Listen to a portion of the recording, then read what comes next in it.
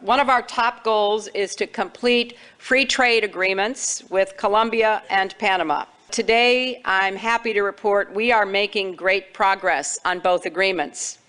We have worked with our Panamanian and Colombian partners to address key concerns and forge broader bipartisan support in the Congress, just as we did with the South Korean Free Trade Agreement.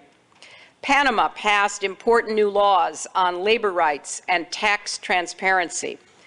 Now, I think this is good news for the people of all of our countries. In the United States alone, these three agreements, Colombia, Panama, the Andean trade preference renewal, could add more than $10 billion to our economic output, and that would translate into some 70,000 new jobs for American workers.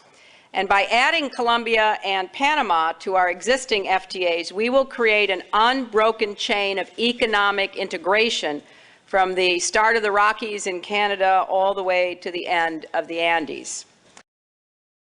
Let me say a word about the Panama Free Trade Agreement. Now, Panama is a very small country. Its entire annual economic output is only $26.7 billion a year, or about 0.2% of the American economy.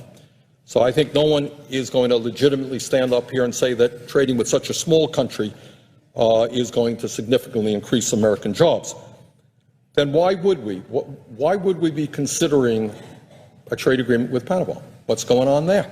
Well, it turns out, Mr. President, that Panama is a world leader when it comes to allowing wealthy Americans and large corporations to evade U.S. taxes by stashing their cash in offshore tax havens.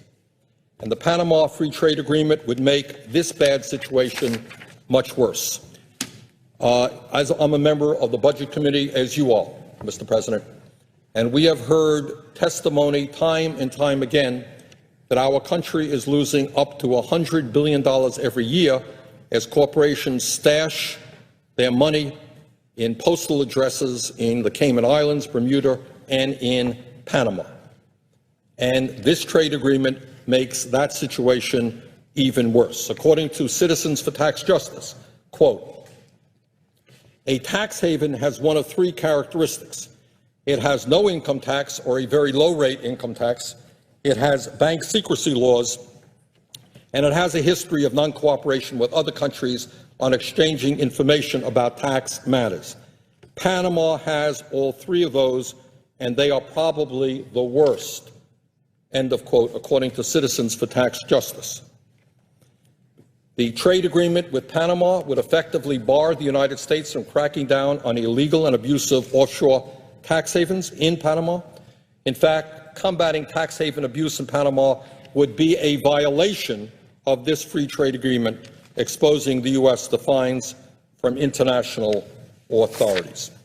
Well, at a time when we have a $14 trillion plus national debt, and at a time when we are frantically figuring out ways to try to lower our deficit, some of us believe that it is a good idea to do away with all of these tax havens by which the wealthy and large corporations stash their money abroad and avoid paying U.S. taxes.